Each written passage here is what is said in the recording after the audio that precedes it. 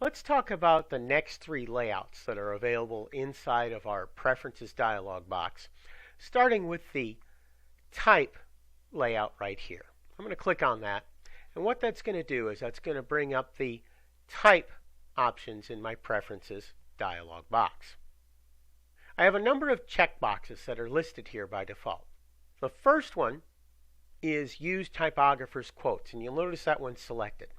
What typographer's quotes are is the difference between the straight up and down quote characters that you'll see on your keyboard and typographer's quotes, where you have that little ball at the bottom and the curlicue goes up for opening quotes, or a little ball at the top where a curlicue comes down when you're closing quotation marks, setting type in your InDesign documents.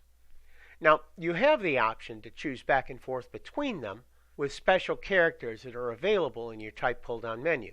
So when you need to change back and forth for using those up and down characters, say for inch or foot measures, when you're setting type, you can actually switch back and forth and do that. I'll leave that option on as a matter of course. Type tool converts frames to text frames.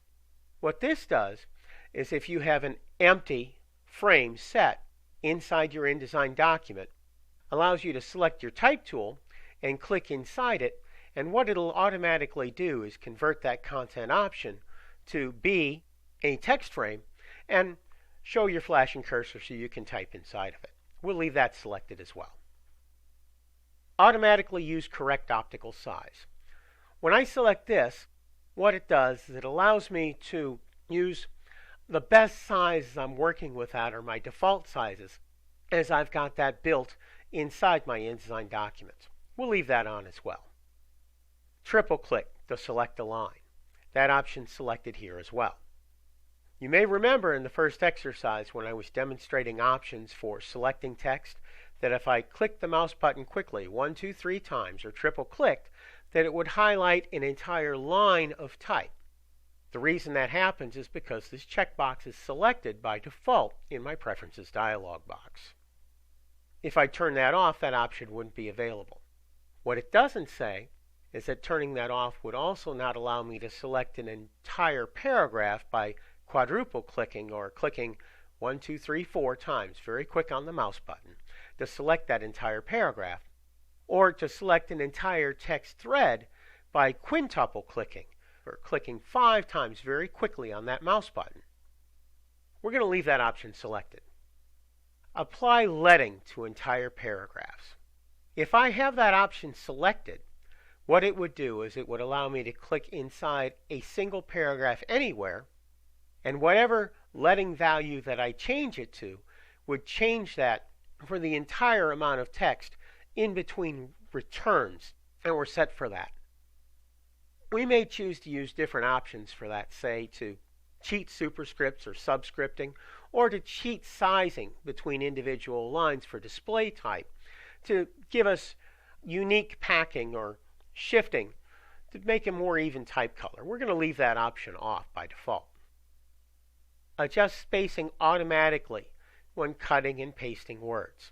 We're going to leave that option on because this basically deals with justification settings that are built inside of this.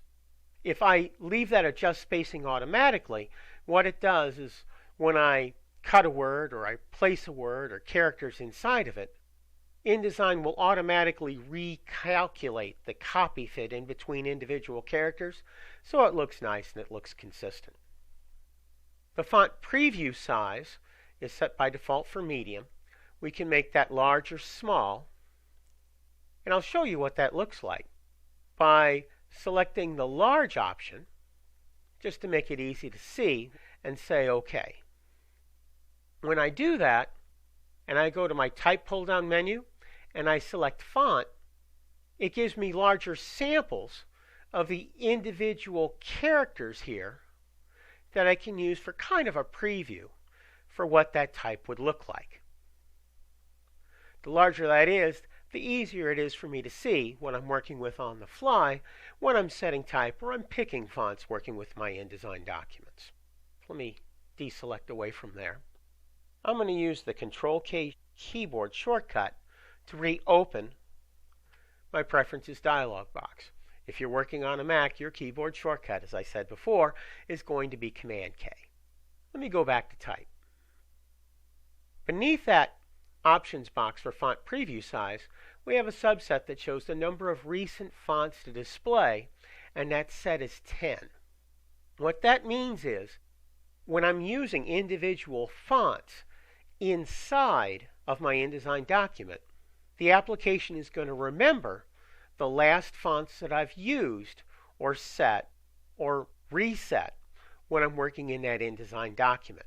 So instead of having to scale all the way up and down through a long thread of fonts, the more of them I have, the longer that thread's going to be, it's going to remember at the very top of that submenu which fonts I've used, in this case the last 10 of them, and allow me to select those options very quickly at the top instead of having to scroll all the way up and down through all the fonts that I have open when I'm working with InDesign documents.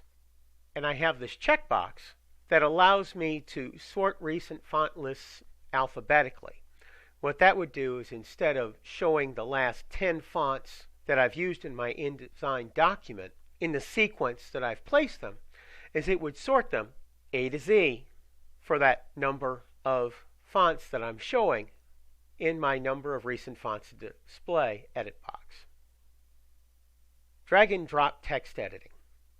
This works very similar to how drag and drop would work in a word processing program like, say, Microsoft Word, where I can highlight some text, hold the mouse button down, and literally grab that, place my cursor where I'd want to put that text, and put it in to cut and paste. If you feel comfortable working that way, instead of selecting something and using the Edit Cut command or Control X to cut that text, put your cursor where you want it, and go Edit Paste, or use the keyboard shortcut Command or Control V to place it, you can select that to work with Layout View or for the Story Editor. If you don't feel comfortable with that, all you have to do is turn those options off, and you won't be able to do that drag and drop text editing, whether you're designing to do that or it's just happening by accident. I personally leave those options off, but we'll go back to the Enable in Story Editor default just to have that set. Smart Text Reflow basically allows me to set up how text will flow into an InDesign document if I don't have enough pages set to hold the entire thread of text. Let's go back to that book manuscript example that I was talking about at the start of this chapter of our InDesign course. If I had, say, a 600-page book, I may not want to go through the drill of setting those pages individually. What I could do is I could go to Add Pages to the end of story, and when I use Smart Text Reflow, what it would do is, if I needed an extra page to place that entire text thread, it would automatically create that and fill it in. And it would keep doing that until it gets to the end of the story, in this case, flowing that text thread. I could also set that to parameters that match up with my page layout as opposed to the text that I'm flowing in. So I could set it, for example, to set to the end of a section or to the end of a document. We're not going to change that. We'll leave the default right there. Limit the primary text frames means that it will only allow that for primary text frames that I've already set up when I first built that InDesign document, or that I can switch to if I go back to my document layout options working in the File pull-down menu after I've created that document. Preserve facing page spreads and deleting empty pages basically gives me options for how that text is going to flow in based on layouts that I've already got built within my InDesign document. Let's go to the advanced type layout here. And when I do that, this shows the rules that we have available for setting superscript, so like 7 squared, subscript, as an example, for setting H2O, that 2 down there for subscript, or small caps that we talked about in the first lesson. So by default, the size for superscript is going to be 58% of the original size. So that 7 squared, in this case, is going to be a little less than 60% as large as the 7 number that we have built for that superscript. The position is going to be moved up to the upper third of my leading slug, or my leading grid, as I've got that built. So that's going to push that up just a little bit higher when I've got that set for whatever leading setting I've got built in when I set 7 squared, that little 2, for the superscript in that type. The same settings are loaded for subscript. If I was working with, again, that example, H2O for the chemical symbol, the 2 would be set in subscript.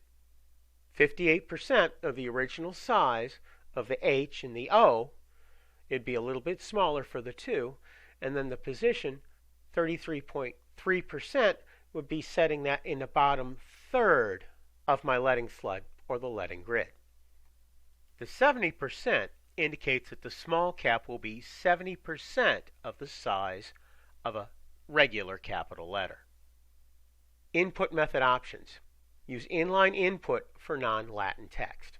So basically what this says is if I decided to place Cyrillic symbols, or I wanted to place a kanji or a Chinese Mandarin character inside that text area, it would allow me to set that inline so I could set those individual words in a sequence all the way across, as opposed to having to create a separate text frame for each of those individual characters. Let's go to the composition options. In this case, what we're doing is we're talking about how we set type and showing how we might have problems with that. The first section of this talks about highlighting. Keep violations. Basically, this talks about when we're setting our type styles, whether it conforms to the paragraph specifications for keeping, say, for example, the first 2 lines of a paragraph at the bottom of a page, or if it's too small, making that move up to the top of the next one. Substituted fonts. If you don't have the font included when you open an InDesign file, you don't have that open, or you don't even have it installed inside your system, what this would do is this would alert you that when you opened that InDesign document, you don't have that font available. H and J violations. H and J stands for hyphenation and justification. Basically, as you set your spacing parameters for that type, this will alert you if InDesign had to cheat beyond the rules and parameters that you originally set for that type to actually make it fit within your document, and let you know that that wasn't set the way you'd like, so you could find where that is and alter that if you choose to do it. Substituted glyphs. So for example, if I had batting, glyphs are TT, something that would fit a little bit close in between. It would show that if I had the glyph settings in, that it artificially put those 2 T's together, or battle, the TTL. Glyphs actually artificially apply custom kerning for certain letter pairs or letter groups that basically make that type set a little bit tighter and a little bit more stylish. This would alert you to when that happened if that checkbox was selected. And custom tracking and kerning would let you see it'd be highlighted in a different letter anywhere in that text where you might have used custom rules to set the type beyond what the original copy fitting parameters were for working with that type. Sometimes you'll use tighter tracking and kerning to make a big headline packed very tightly. Selecting that would alert exactly where that happened if you'd applied those effects. Text wrap. Basically, this deals with those options we were talking about in the first chapter of our InDesign course, where we take a graphic and we place it over a text frame. Text wrap options basically set an offset area to where that text will be pushed away from whatever graphic elements or frames are set up above it. We can set options for justifying text next to an object. So what that would do is it would set even margins left and right. We'll leave that off by default because if I'm setting ragged right or ragged left type, I don't want it to automatically change those rules to fit around that text wrap offset area. Skip by leading, which means if I have conflicts, it's going to read that by whatever leading rules or leading slug I have set for that line by line. And text wrap only affects text beneath. What that means is if this option was selected, that text wrap would only occur if that graphic element or frame was set above a text frame for the text wrap. If the text was set above whatever that graphic was with the text wrap, in that case, there wouldn't be a text wrap set.